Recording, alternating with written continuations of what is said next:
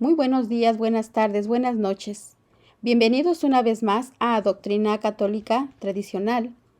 Y, como es costumbre, primeramente Dios, vamos a consagrar este tema a la intercesión de nuestro Padre Dios Todopoderoso y también la intercesión de la Santísima Virgen María y San Miguel Arcángel. Comenzamos.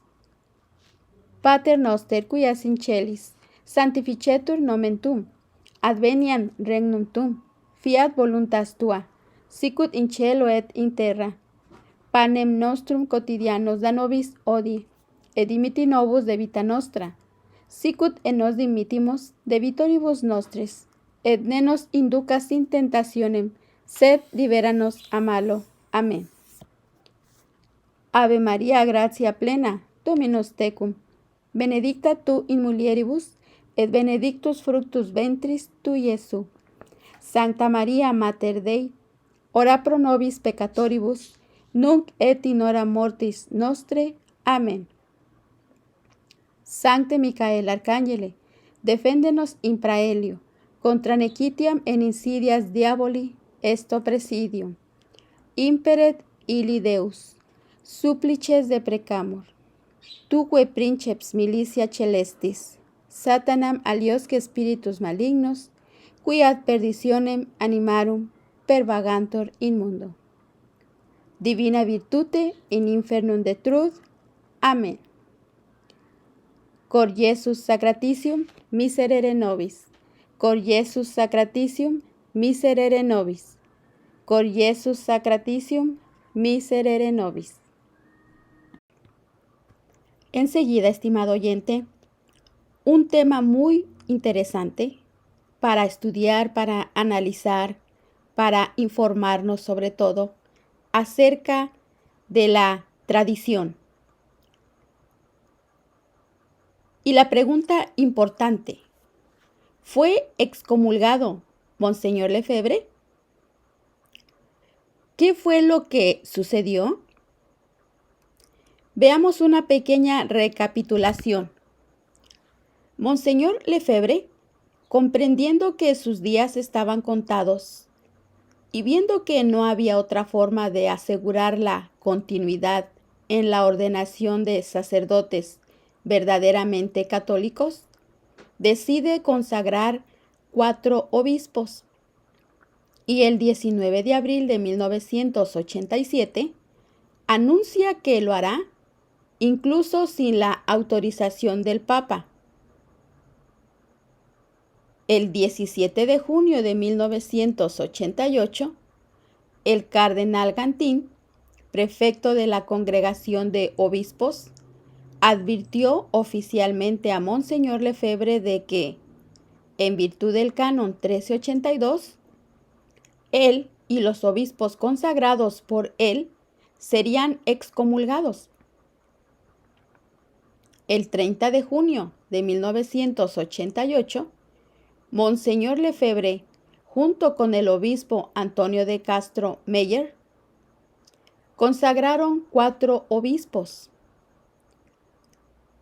Y el 1 de julio de 1988, el cardenal Gantín declaró la excomunión con que había sido advertido, según el canon 1382. También denominó las consagraciones como acto cismático y declaró la correspondiente excomunión en el canon 1364.1, advirtiendo también a quien apoyara las consagraciones con la excomunión a causa del cisma. Ahora, el 2 de julio de 1988, en Ecclesia Dei Afflicta, el Papa repite la acusación del cisma del cardenal Gantín y amenaza con excomuniones generalizadas. A continuación, comparto con ustedes un pequeño audio cortesía de Monseñor Isidro Puente Ochoa con respecto a la excomunión de Monseñor Lefebvre explicado. Posteriormente continuó con la explicación de la ilegalidad de la excomunión de Monseñor Lefebvre. Escuchemos. Aceptó las misas en latín. Le están dando la razón a Monseñor Lefebvre. Y si Monseñor Lefebvre murió excomulgado, ¿en qué situación está en este momento? Bueno, mire, la excomunión de Monseñor Lefebvre es muy discutible, porque es una pena que se aplica siempre de acuerdo a las disposiciones del sujeto. Monseñor Lefebvre lo hizo conocer ampliamente. Insistió muchísimo ante la Santa Sede que le dieran un obispo que continuara su obra. Lo pedía insistentemente, como le dieron, por ejemplo, al Opus Dei, ¿verdad? Que, claro, gozaba de mucho más favor con el Santo Padre, ¿verdad? Y se lo dieron perfectamente. Él pidió lo mismo y reiteró y no le respondieron. Y no le respondieron y se hacía viejo y se acababa. Entonces tomó la decisión, junto con el obispo Castro Meyer de Brasil, de la diócesis de Campos, de ordenar obispos, que siguieran ordenando sacerdotes. Y eso lo hizo pensando en que la iglesia tradicional se iba a acabar. Y le digo yo, exceptuado el caso de los obispos perseguidos en China, que siguen celebrando el tridentino más o menos, exceptuado el caso de Inglaterra, que tiene un indulto un poquito más general, y los poquísimos indultos a nivel mundial que hay de la misa tridentina, yo estoy de acuerdo con Lefebvre, se hubiera acabado. Y eso es un tesoro en la iglesia, que se conservó gracias a Monseñor Lefebvre. Esa excomunión, para mí, como jurista, no fue válida. O sea, fue válida en cuanto la promulgó el Papa, pero fue inválida en cuanto que los sujetos no obraron con esa intención. En la iglesia, el ordenar obispos sin un mandato papal es algo nuevo, relativamente. Al inicio no era así. Usted vea la historia de la iglesia, ¿verdad? Segundo, la desobediencia de Lefebvre está mitigada por un bien mayor, más alto. Y ahí los escritos de Lefebvre no están condenados por la iglesia, al contrario, defienden a la iglesia. Y yo puedo decirle que es un hombre muy equilibrado, muy ponderado, que no es un extremista, no es un integrista como lo acusan. Y pues si estamos en el ecumenismo con los que no son cristianos, mucho más lo debemos estar con los que sí son cristianos, y que no se trata de ecumenismo. Lefebvre no entra en el ecumenismo, es uno de nosotros, como dijeron los sacerdotes de Campos en Brasil, cuando ya se unieron plenamente con la Iglesia Católica, formando una asociación de sacerdotes San Juan María Vianney. Nosotros nunca nos hemos salido de la iglesia, son ustedes los que se fueron. Y es cierto. Por eso el Papa, está haciendo todos los esfuerzos porque ya en la iglesia se vuelva a los 5 sentidos, ¿verdad? Lefebvre pagó el pato, podemos decir. Yo pienso que está en el cielo, Es toda una vida que dio por la iglesia. Y sufrió lo que, pues, tantos han sufrido. Yo conozco muchos sacerdotes, obispos, ejemplares, en los años que viví yo en Roma, en las citas que he dado allá, que han sufrido tremendamente por amor a la iglesia. Estimado oyente, como ya hemos escuchado la explicación, las palabras de Monseñor Isidro Puente Ochoa, ahora veamos la ilegalidad de la excomunión. Ahora bien, no se pudo incurrir en la excomunión anunciada el 17 de junio por abuso de los poderes en el canon 1382. ¿Por qué? Veamos. Número 1. Una persona que viola la ley por necesidad no está sujeto a pena. Esto lo dice el canon 1323.4. Incluso si no hay estado de necesidad, pero alguien inculpablemente pensaba que lo había, tampoco incurriría en la pena. Esto está asentado en el canon 1323.7. Y si alguien culpablemente pensaba que lo había, aún así no incurriría en penas automáticas. Esto lo vemos en los cánones 1324.3 y 1324.1.8. Segundo, tampoco se incurre en ninguna pena sin cometer un pecado mortal subjetivamente imputable. Cánones 1321.1 y 1323.7. Ahora bien, Monseñor Lefebvre dejó muy claro que él creía estar obligado en conciencia, lo vuelvo a repetir, en conciencia, a hacer cuanto pudiese para continuar con el sacerdocio católico, y que estaba obedeciendo a Dios llevando a cabo las consagraciones. Tercero, más importante aún, la ley positiva está al servicio de la ley natural y eterna, y la ley eclesiástica al servicio de la ley divina. Ninguna, entre comillas, autoridad puede forzar a un obispo a transigir en su enseñanza de la fe católica o en su administración de los sacramentos católicos.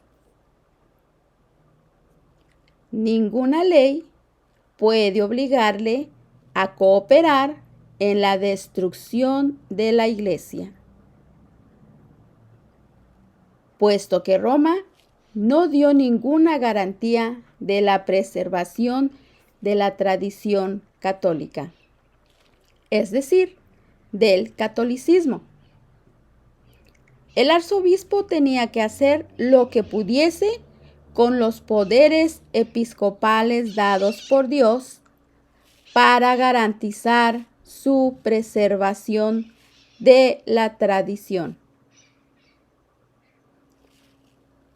Así que, número 4, la Iglesia, al aprobar la fraternidad de San Pío X, le permite todo lo necesario para su propia preservación. Esto incluye, en primer lugar, como en realidad para toda la Iglesia, el servicio de obispos que ciertamente mantengan la tradición católica. Incluso, en el caso de que estos argumentos fueran tan solo probables, entonces la jurisdicción sería suplida ciertamente por la Iglesia. Está en el canon 144.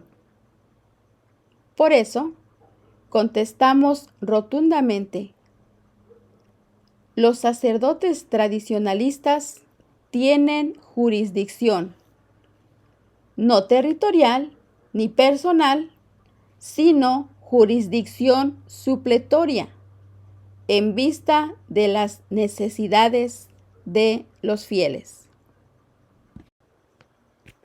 Así que a continuación, estimado oyente, hemos escuchado más explícitamente el por qué la excomunión de Monseñor Lefebvre realmente no fue válida por muchísimas injusticias e irregularidades.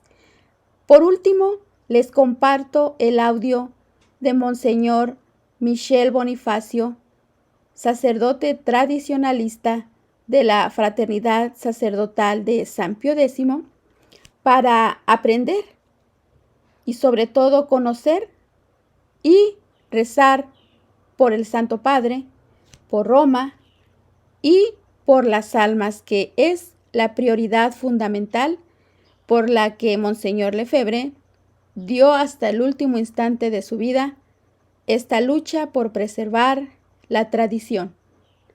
Escuchemos.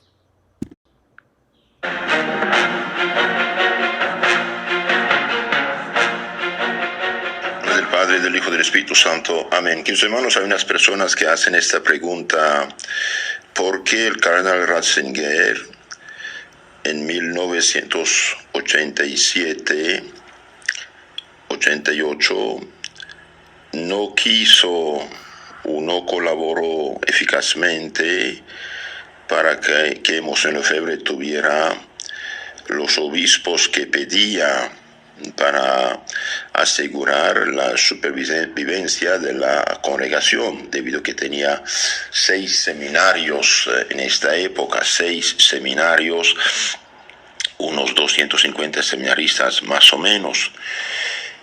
Es verdad que el cardenal Ratzinger, en nombre del Papa, había prometido un obispo en lugar de Monseñor Lefebvre, y cuando Monseñor Lefebvre presentó la lista de 3 sacerdotes para que el Papa escogiera, dijeron: no, denos alguien más liberal, más abierto al mundo actual de decadencia, de un cierto modo, ¿no? Y Monseñor Lefebvre dijo: no tengo. Entonces Monseñor Lefebvre pidió a la Santa Sede de hacer las cosas en orden. Y por desgracia tardaron la respuesta, y Monseñor Lefebvre ya no tuvo confianza porque se dio cuenta que querían que muera y se acabó todo. Y ustedes saben que un obispo es lugarteniente de los apóstoles, y él continúa la iglesia. Supongamos, Dios no quiera, todos los obispos del mundo con el Papa mueren, y bien, si queda un solo obispo en el mundo, un solo obispo católico, y bien, la iglesia sigue. ¿Por qué? Porque este obispo hace otros obispos, y estos otros obispos escojan el obispo de Roma, que es el Papa, y la iglesia sigue, con tal que hay un solo obispo, ¿no? Entonces, frente al modernismo que toma el control de la iglesia, y por desgracia que favoreció todos los cambios y la decadencia actual en la iglesia, Monseñor Lefebvre dijo: ¿qué hago? Yo sigo la fe de todos los santos y papas, yo sigo la fe católica íntegra, santa, pura. Yo hago lo que hicieron todos los papas y santos, y los demás han cambiado y quieren que cambie, pero si cambio voy a la ruina como ellos, porque los cambios no dieron, por desgracia, buenos frutos. Y Cristo dijo: por el fruto se conoce el árbol. Los frutos buenos, en general, más bien son los malos que superan los buenos. ¿Qué hacemos? Hay gente todavía muy buena, gracias a Dios, en la iglesia, entre obispos, cardenales, sacerdotes, religiosos, fieles. Sí los hay, claro que sí hay, pero en general el catolicismo está enfermo por esos cambios. De todos modos, en Lefebvre dijo: la ley suprema de la iglesia católica es la salvación de las almas están en peligro, y yo voy a ser obispos. Pedí el permiso, el Papa me dijo: sí, pero no llega el nombramiento, quiero que muera, me vaya y todo se acaba. Bien, no se puede esto. Debido a que la ley suprema es salvación a las almas, y bien, yo doy a las almas católicas los medios de supervivencia, de salvación, de no morir en la fe. Entonces, ¿qué hizo? Y bien, usando sus poderes de obispo, y un obispo puede hacer otros obispos, y bien hizo 4 obispos. Pero al hacer los obispos, él declaró: yo no me separo del Papa, no me separo de la Iglesia Católica Romana, no hago otra iglesia, solamente en un tiempo de crisis excepcional hago lo que tengo que hacer como obispo. ¿Qué hacemos? Supongamos usted lleva un moribundo al hospital y pasa 5 semáforos rojos con cautela, no tiene culpa, no tiene falta, eres bombero, no pueden quitarte la licencia. Entonces Monseñor Lefebvre declaró que él no quería separarse de la iglesia, no quería hacer otra iglesia, no quería rechazar la autoridad del Papa como tal, no, solamente en una crisis tremenda, y yo hago lo que tengo que hacer como obispo. Y bien, hizo 4 obispos en 1988. Y directamente llegó lo que llaman excomunión, pero es una excomunión ipso facto, es decir, si alguien hace un obispo sin el permiso del Papa con papel, bien, según la ley del derecho queda como excomulgado. Ok, esto es la regla, pero Monseñor declaró que él no rechazaba la autoridad del Papa como tal, y él pidió el permiso y no llegó el permiso, y por lo tanto esta excomunión automática, como usted pasa el semáforo rojo siendo ambulancia, y el radar te atrapa. Ok, el radar no entiende, el radar es radar, entonces no vale este castigo, digamos. Lo mismo pasó con Monseñor Lefebvre. Entonces hizo los obispos, llegó lo que llamamos la disque excomunión, pero desde el inicio obispos, sacerdotes, especialistas de derecho canónico de la iglesia dijeron, esto no vale, porque él pidió el permiso y no llegó, nos lo dieron a propósito por no ser partidario de las reformas pastorales ruinosas, catastróficas, que no dieron los frutos esperados o que pretendían. Y finalmente, el cardenal Ratzinger, sí, siendo papa, el 21 de enero 2009, bien pidió al cardenal de los obispos, cardenal Re, de anular esta excomunión, disque excomunión, de hecho injusta e inválida, que no tenía sentido, porque Monseñor Lefebvre no rechazó la autoridad, hizo realmente lo que dice el derecho de la Iglesia, y bien, fue entonces esta disque excomunión injusta, fue levantada, fue anulada con todos sus efectos jurídicos. En verdad, los que atacan a Monseñor Lefebvre no lo conocen. Yo les aconsejo de leer o escuchar lectura de sus libros, de sus ideas, y verán que es un santo obispo de la Santa Iglesia Católica. Y si hubiera habido 50 o 250 Lefebvres como él en el mundo, entre los obispos, no estaríamos en esta crisis. Nuestros países no serían plagados de sectas y de toda la inmoralidad y decadencia actual. Por lo tanto, el cardenal Ratzinger sí cambió de opinión. Claro que se dio cuenta que no solamente era injusta esta disque excomunión, que no vale nada, también hubo santos excomulgados. Y bueno, estimado oyente, hasta aquí ya hemos escuchado las mejores explicaciones por parte de Monseñor Isidro Puente y también del Padre Michel Bonifacio de la Fraternidad Sacerdotal de San Pío X. Qué mejor explicación que ellos, que conocen la historia y los documentos explícitamente. Así que este video es especialmente para ir conociendo toda la historia de la tradición y cómo, por gracia de Dios, pues se mantiene vigente. Gracias a Dios, ¿verdad? A las oraciones también de cada uno de ustedes y también lo que nos enseña la tradición, rezar por el Santo Padre, rezar por las necesidades de la Iglesia, rezar por la fraternidad sacerdotal de San Pío y sobre todo, una vez más, rezar por la salvación de las almas. Así que hasta aquí terminamos este video. Santa María, ora pro nobis.